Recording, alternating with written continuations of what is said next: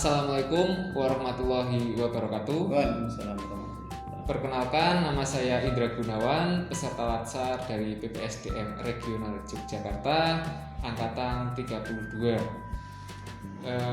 Sudah hadir bersama kita Bapak Supriyanto MPD sebagai pengawas di Korwil Bidik Kecamatan Reban, Kabupaten Batang. Selamat pagi, Bapak. Selamat pagi. Terima kasih atas kesediaan waktu yang diberikan untuk membahas nilai-nilai dasar PNS, yaitu Aneka, Bapak. Aneka itu singkatan dari akuntabilitas, nasionalisme, etika publik, komitmen mutu, dan anti korupsi. Untuk pertanyaan pertama, Bapak, yang pertama adalah akuntabilitas adalah kewajiban pertanggungjawaban yang harus dicapai. Menurut Bapak, bagaimana agar kita sebagai PNS dapat menerapkan akuntabilitas tersebut dengan baik? Terima kasih. Terkait dengan pertanyaan akuntabilitas, itu yang pertama adalah orientasi hasil.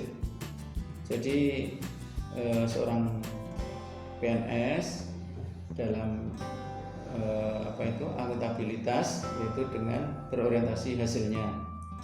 Yang kedua, dalam kinerjanya yaitu dengan transparansi, baik dalam pelaporan kinerja maupun pelaporan terkait dengan pembiayaan, yaitu harus ada rencana kerjanya, rencana kerja, kemudian ada laporannya, transparansinya, sehingga betul-betul itu bisa diterima oleh publik. Itu termasuk akuntabilitasnya.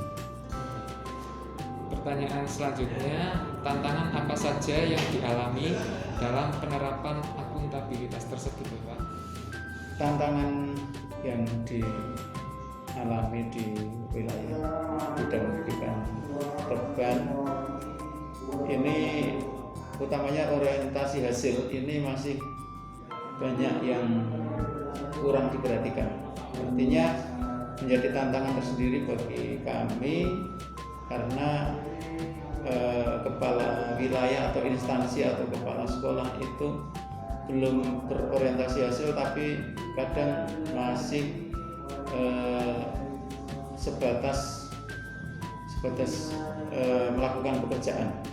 Jadi hanya sebatas melakukan pekerjaan, sehingga itu sebuah tantangan ke depan bahwa kami harus memberikan pembinaan terkait dengan wilayah kerjanya harus akuntabilitas, yaitu memiliki orientasi hasil yang diharapkan oleh yang diharapkan oleh dinas utamanya pendidikan.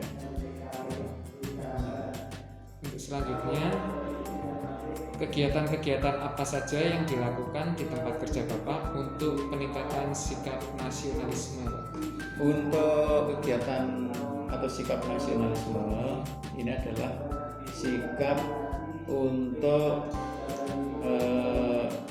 kita merasa memiliki tentang negara kita ini, sehingga dengan nasionalisme kami untuk mengajak dan mengimbau masa pandemi ini dengan ketika melakukan satu pertemuan sekecil apapun, yaitu dengan menyanyikan lagu Indonesia Raya. Kemudian yang kedua, Bapak Ibu guru dalam mengajar baik secara PJJ atau belajar jarak jauh itu juga tidak lupa untuk selalu mengingatkan pada anak-anak tentang nilai-nilai Pancasila, yaitu dengan sila 1, Ketuhanan Yang Maha Esa, kemudian sikap untuk selalu bermusyawarah, menghargai, dan berkeadilan. Ini nilai-nilai yang harus kita tekankan dalam masa pandemi ini untuk itu. Kemudian yang kedua, untuk selalu mengenalkan tokoh-tokoh nasional sejarah singkat terkait dengan kemerdekaan, terkait dengan perjuangan untuk bangsa dan negara ini. Ini itu. Kemudian kalau di instansi apa ini kantor, yaitu dengan apel atau istilahnya dengan briefing, diawali dengan kita juga menyanyikan lagu Indonesia Raya dan menyampaikan pentingnya kita menghargai jasa-jasa pahlawan, sehingga kita juga selalu untuk berdoa atau menginginkan cipta terhadap para tokoh pahlawan ini sebagai penghargaan nasionalisme. Selanjutnya, apakah ada kendala dalam penerapan nasionalisme tersebut ya Pak?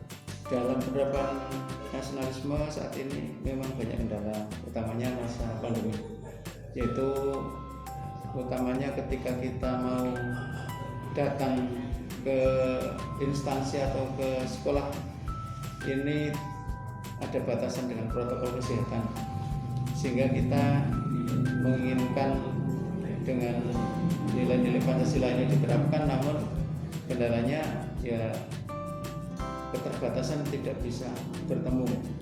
Kemudian yang kedua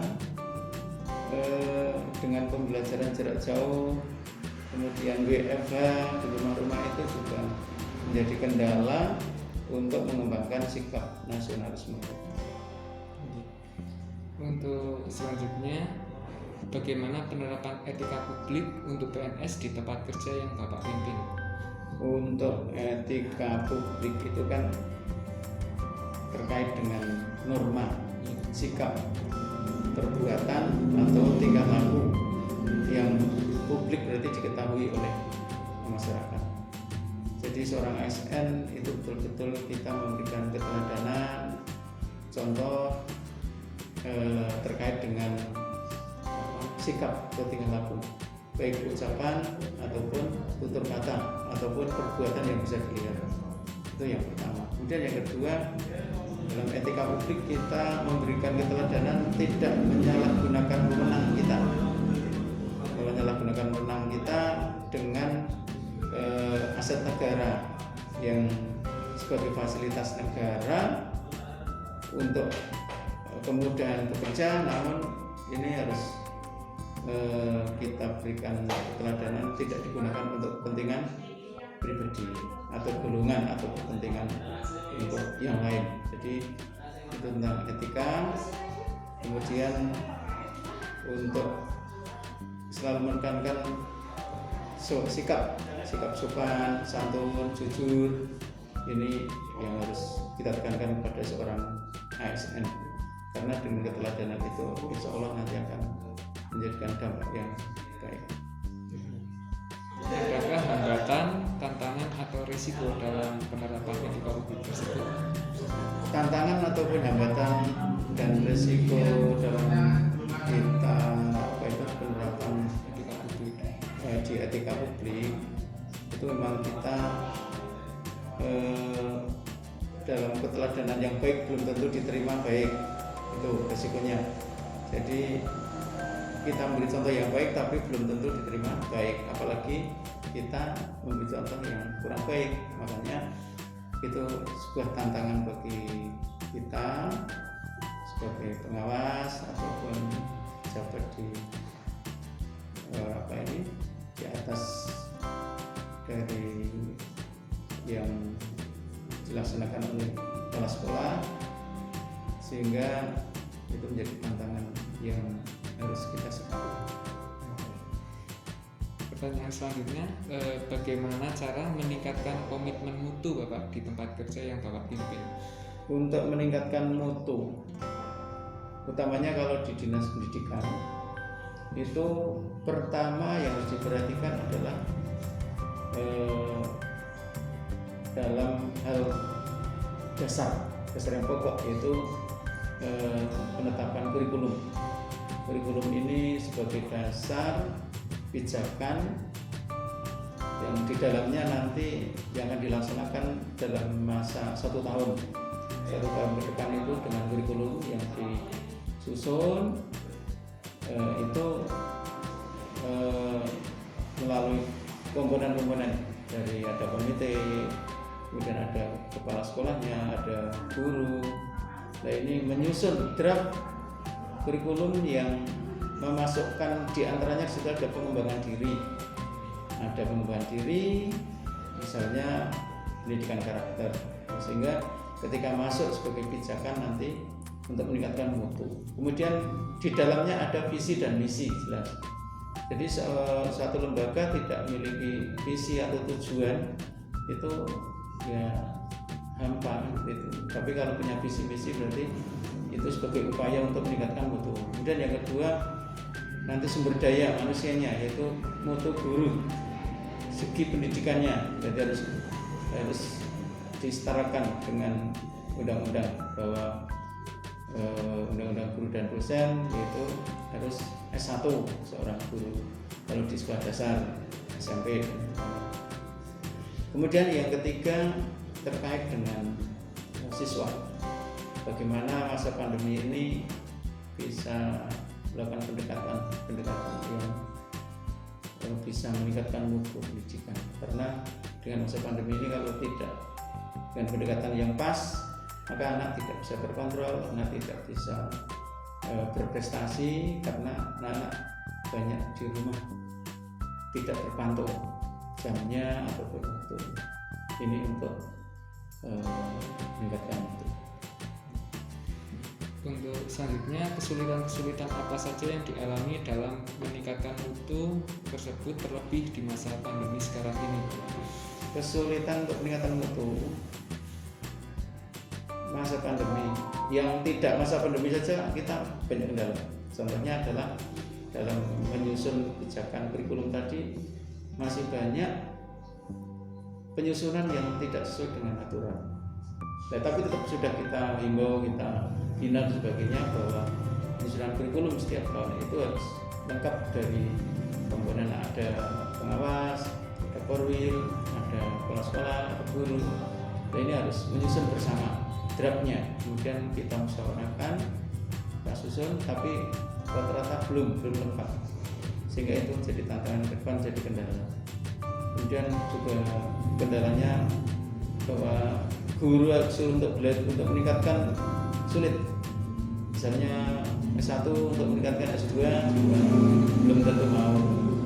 Kemudian yang masih D2 kadang juga suruh S1 itu masih belum langsung siap gitu. Nah, makanya itu sebagai kendala. Kalau siswa kendalanya kita memang tatap mukanya itu kendala tentang peningkatan mutu. Kemudian meskipun pemerintah sudah banyak hal yang diupayakan, diantaranya dengan memberi kuota internet gratis, tapi ketika diberi kuota sinyalnya nggak ada, itu juga kendala gitu. Karena di Reban itu banyak yang pelosok, banyak yang pegunungan, jauh dengan sinyal, sehingga itu jadi kendala. Selanjutnya, bagaimana tindakan Bapak agar terhindar dari tindak korupsi, Pak? Untuk tindak korupsi PNS, kami selalu mengimbau, selalu mengajak, utamanya kepada para PNS, ASN, baik yang sudah memiliki NIP ataupun yang baru P3K, juga para non PNS, maka kita untuk wanti-wanti. Jadi pertama, kita hindari korupsi, yaitu dengan pertama adalah memberikan pembinaan tentang keyakinan, yaitu nilai Pancasila pertama, sila pertama, ketuhanan yang Maha Esa. Yaitu kalau yang umat Islam utamanya adalah kita iman, berarti kita yakin bahwa korupsi itu adalah dosa, perbuatan dosa, itu satu. Kemudian yang kedua, kita memberikan pembinaan terkait dengan fasilitas negara yang dimanfaatkan tidak pada tempatnya, ini juga masuk kategori korupsi. Waktu ketika seorang PNS atau ASN tidak tepat waktu, ini pengurangan itu berarti tergolong korupsi. Tapi kalau kelebihan tidak. Tapi kalau pengurangan berarti termasuk. Kemudian pemikiran atau ide-ide kok nanti akhirnya merugikan atau menuju ke kecurangan itu juga termasuk tindak korupsi. Terakhir, untuk menghindari menggunakan uang yang milik negara atau milik yang bukan hak pribadi. Nah, ini kalau sampai merugikan berarti ini termasuk dalam tindak korupsi yang seperti ini. Dan yang selanjutnya Pak, bagaimana upaya pencegahan agar korupsi di tempat yang Bapak pimpin tidak ada? Ya, untuk korupsi yang ada saat ini memang utamanya adalah masih ada, yaitu pushnya waktu. Jadi ini yang perlu kita cegah sekali. Jadi pertama tadi kita selalu memberikan pembinaan terkait dengan dampak ketika seseorang itu melakukan korupsi sekecil apapun, intinya tidak menjadikan keberkahan lah seperti itu. Kemudian yang kedua, biar tidak melakukan hal itu maka pembinaan terus. Yang kedua, kita beri keteladanan, utamanya hal disiplin waktu. Kemudian yang ketiga, biar tidak korupsi berarti selalu mempertanggungjawabkan keuangan dalam kegiatan apapun. Berarti sekecil apapun seorang PNS diberi tanggung jawab, misalnya dalam lomba, dalam kegiatan lomba, kegiatan untuk ekstra dengan keuangan yang ada, itu harus dipertanggungjawabkan secara transparan dan betul-betul digunakan sesuai dengan rencana anggaran. Itu insya Allah nanti akan mengurangi dengan laporan risiko. Terakhir Bapak, mungkin ada pesan-pesan yang ingin disampaikan untuk kami.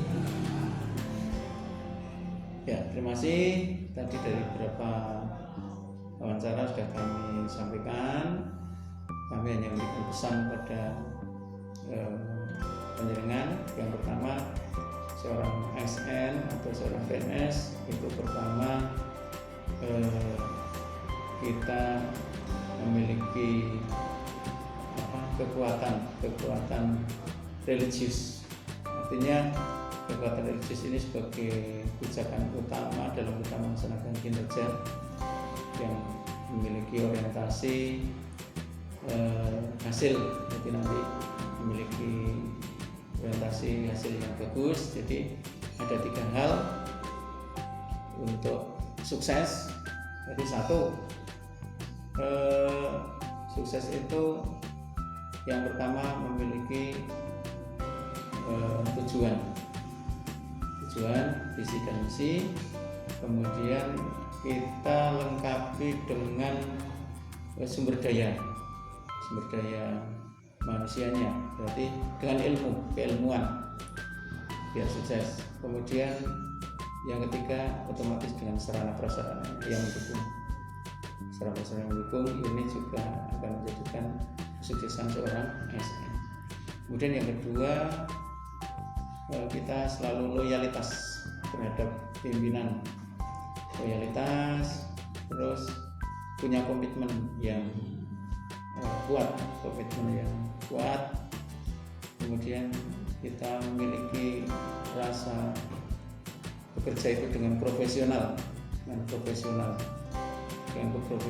insya Allah kita akan menjadi satu pijakan dalam meningkatkan dunia pendidikan. Itu yang perlu kami sampaikan terkait dengan hal-hal yang bisa menjadi bekal nanti ketika menjadi seorang ASN. Dan tentunya dengan usaha itu banyak hal yang tidak sempurna, tapi kalau sudah berusaha insya Allah kita bisa. Tapi kalau kita tidak berikhtiar atau berusaha, ya mana mungkin kita akan sukses. Terima kasih atas waktu dan tempat yang diberikan dalam sesi wawancara ini, Bapak.